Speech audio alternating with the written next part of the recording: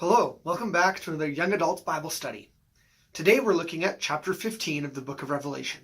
Right away at the beginning of chapter 15, we see the same kind of introductory language to another vision that we saw in chapter 12, 13, and 14. This time, the vision is of 7 angels holding 7 bowls, which are the final judgment. They're God's wrath. We're going to learn more about them in chapter 16, the details of it. But it's important to note that this is how we start off chapter 15. We can note as well that while chapter 13 and 14 took us to earth and looked at the earthly perspective of the spiritual battle, chapter 15 is more like chapter 12 in that they both take place in a heavenly perspective. They're both beginning, or at least, in the heavenly realm. We also want to take note of the literary style of chapter 15, that it's kind of like chapter 8 in its anticipation of what is about to happen. Chapter 15 anticipates the coming judgment, the final judgment that we see in chapter 16 with the pouring out of the bowls. All right, I'm going to quickly touch, before I get into the rest of it, on the imagery of the sea of glass mixed with fire. The sea of glass is a reference back to the throne room back in chapter 4 of Revelation. It also references back to Ezekiel 32:2 and Isaiah 51:9-11.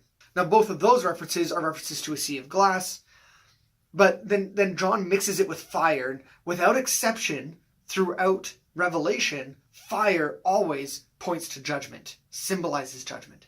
Now, chapter 15 kind of focuses on the final judgment that is coming, that will complete God's wrath. But in the meantime, chapter 15 focuses our attention on the conquest of the overcomers. That those who maintained their faith, that those who overcome the challenges of chapter 12, 13, and 14 are now conquerors. And we see this in a couple of ways. One way we see it is that they're told that they conquered in 3 ways: over the beast, over the beast's image, and over the image of his number. Following that conquest, they have the picture of harps being played, which brings us back to Revelation 4 and 5 with the universal worship in heaven, and the harps being played as part of the aspect of musical worship in response to God and the worthiness of the Lamb. We also see that these overcomers begin to sing a song of victory. And it says that it's like the song of Moses, but the actual references aren't very much from Exodus, where the song of Moses happens, but rather they're references from all over the Old Testament. Likely John is pulling on his vast knowledge of the Old Testament, as well as relying on the knowledge of the Jewish readers that he's sending this to understand that he's pulling this from a variety of places to form the song of victory for the overcomers. So he's pulling from a number of different places, and some of those different places are Psalm chapter 86, Psalm chapter 89, Deuteronomy 32, Jeremiah chapter 10, Psalm 98, and Psalm 111. Next, we notice that John makes sure that all of the judgment clearly comes from God. It's issued forth from the throne, that God himself is the source of the judgment, that the bowls are filled with the wrath of God, and that this is going to be poured out on the earth, on those who did not believe or who took on the number of the beast. Those who took on the number of the beast will have the bowls of wrath poured out on them. The judgments issuing forth from God is not only found here, but also found in other places in the Bible. Leviticus 26, verse 21, for example. Note that as the angels are coming out of the temple, or the tabernacle of the witness, or the tabernacle of the testimony of Jesus, the tabernacle pointing us back a bit to the 10 Commandments. Anyways, as the angels are coming out of that temple, note that they are dressed in priestly attire. They are carrying out a priestly duty in carrying the wrath of God back to those people. Know that the angels are not only dressed in priestly clothing, but there's other references to their glory that tie into priestly roles from the Old Testament. We see some of those roles expounded on in Exodus chapter 40, verses 34 to 35, 1 Kings chapter 8, and 2 Chronicles 5. The bowls are filled with God's wrath, it says in chapter 15, verse 7. So the bowls could be seen as in connection to some Old Testament references, such as the tabernacle of witnesses found in Numbers chapter 4, verses 14 to 15. This could be linked to the golden bowls found in 1 Chronicles chapter 28, as well as 2 Chronicles chapter 4. And then there's a really obvious allusion to Old Testament reference in Isaiah chapter 51.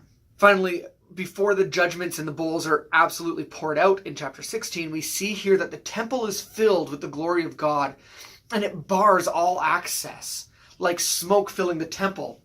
This is definitely an allusion back to Ezekiel. And this accomplishes two things. Firstly, it points us back to Ezekiel chapter 10, in which judgment must be fully carried out without interruption. And secondly, it focuses our attention on God himself. It's his glory that fills the temple. It's from him that the judgments are coming. And so our attention and our focus is placed solely on God and his sovereignty and his authority to carry out judgment. And so we see that judgment, once it begins, is not to be interrupted. And so God separates himself, his holy of holies, from people, and so that they cannot intercede any longer. Starting in chapter 12, we saw the great war in heaven begin. We saw the rise of the beast from the sea and the beast from the earth, and the destruction of the people of God. And yet in the end of it, in chapter 14, we saw the conquest of the people of God and their victory over the beasts. We saw that the people were called to fear God and to worship him, to give his name glory. And here in chapter 15, we finally see the concluding judgment on its way, the final judgment, the bowls of God's wrath that will be poured out over those who have taken the mark of the beast and who have worshipped his name instead of God's name. Chapter 15 leaves us anticipating that final judgment, leaves us desiring to see the eschaton carried out, to see the answer to the saints from chapter 6. How long, O Lord, must we suffer? And here we see the final judgment carried out. So join me next week for chapter 16 as we look at the details of that final judgment and what the bowls of God's wrath contain and what that means for us. Thanks for following along so far. Look forward to finishing out Revelation with you over the next couple of weeks.